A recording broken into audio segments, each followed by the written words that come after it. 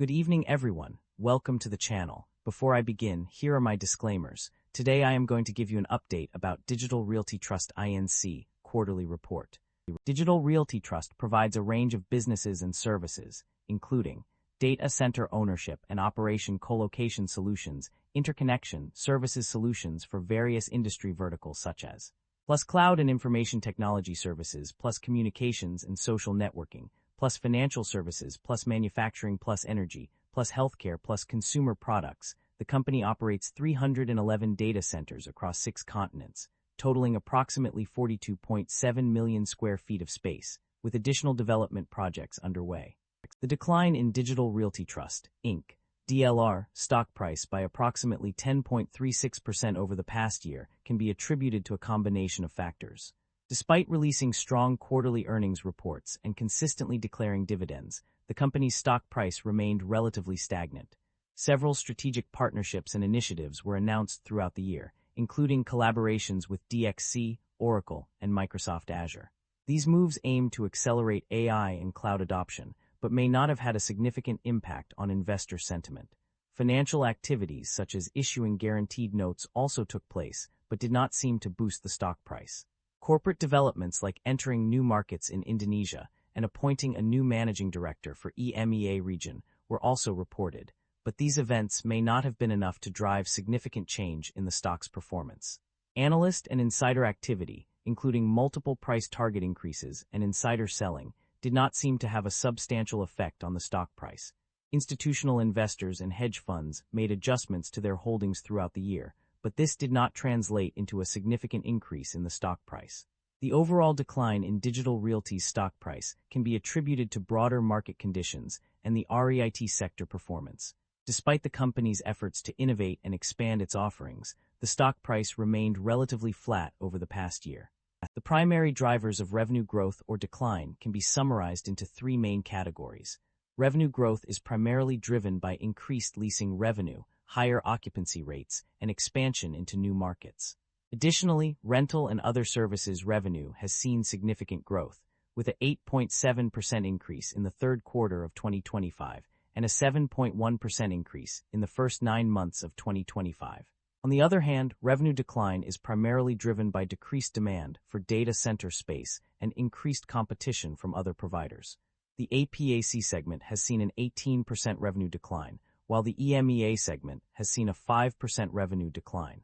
Overall, the company's ability to adapt to changing market conditions and expand into new markets will be crucial in driving future revenue growth.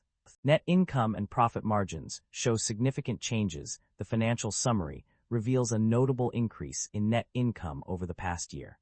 Specifically, net income rose from $40,134 in 2024 to $63,713 in Q3 2025, and from $402,639 in 2024 to $1,217,054 in YTD 2025. Profit margins also underwent significant changes. Operating income margin decreased from 11.7% in 2024 to 8.8% in Q3 2025, but increased from 8% in 2024 to 12.2% in YTD 2025. Meanwhile, net income margin rose from 2.9% in 2024 to 4% in Q3 2025, and from 9.5% in 2024 to 27.1% in YTD 2025.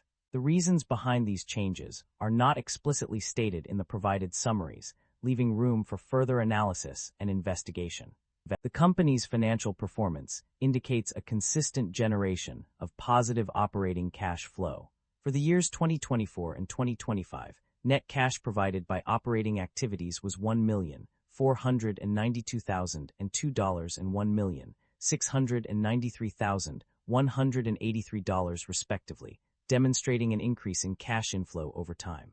This trend suggests that the company is effectively managing its operations to generate sufficient cash to meet its financial obligations. The company's debt level and interest expenses have undergone significant changes. According to the financial summary, total debt has increased from $1,027,507 in 2024 to $1,876,331 in 2025, page 27. However, another report states that total outstanding debt is $18.37 billion as of September 30, 2025, page 92, which is the same as reported on page 87.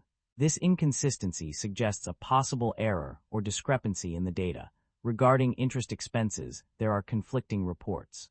On one hand, interest expense decreased by -8.3% from $123,803 in 2024 to $113,584 in 2025, page 5. On the other hand, another report states that interest expense decreased by $10.2 million for 3 months and $26.7 million for 9 months, page 80. However, it is clear that there has been a change in debt level or interest expenses. The company's total debt level has increased, but the interest expenses have decreased due to lower average balances on global revolving credit facilities and unsecured term loans, page 88. Regional Performance Review. The financial summary reveals a mixed performance across various regions. On the positive side, Northern Virginia and Chicago stood out as top performers with growth rates of 20.4% and 7.2%, respectively. In contrast, Tokyo and Zurich struggled, posting disappointing growth rates of 2.2% and 1.7%. These results indicate that while some areas are thriving, others require attention to improve their performance. The management is optimistic about the company's outlook, expecting sustainable long-term growth in earnings and funds from operations per share and unit. To achieve this, they plan to acquire additional assets as part of their growth strategy, focusing on strategic acquisitions and investments. The company prioritizes prudent capital allocation to achieve superior risk-adjusted returns, using net proceeds for debt repayment, property acquisitions, and working capital. Management acknowledges potential risks, including market decline in certain metropolitan areas, where the company has a high concentration of data centers. However, they are committed to driving revenue growth and operating efficiencies through regular quarterly distributions to common stockholders and strategic investments in real estate and development projects. Overall, management's strategy is centered on long-term growth, risk management, and superior returns for shareholders. Acquisitions and divestitures overview. Our company has made significant investments through acquisitions, expanding our presence and capabilities. Key acquisitions include Ascenti, 49% ownership interest, land for future development, new properties, and a joint venture with Bersama Digital Infrastructure Asia to develop data centers in Indonesia. We also acquired DuPont Fabros Technology, Inc. On the other hand, we have divested certain assets through joint ventures, including transferring data centers to Blackstone, resulting in a gain of approximately $58 million. The company has indeed paid dividends to its stockholders. This is confirmed by multiple sources within the financial summary. On page 4, it is noted that accumulated dividends in excess of earnings indicate a payment was made. Furthermore, on page 20, there is a decrease in accrued dividends and distributions from December 31, 2024 to September 30, 2025, signifying dividend payments were made. Lastly, on page 81, it is explicitly stated that the company has paid dividends to its stockholders. That concludes the financial summary for Digital Realty Trust Inc. Feel free to comment below, and I will be happy to answer them when possible.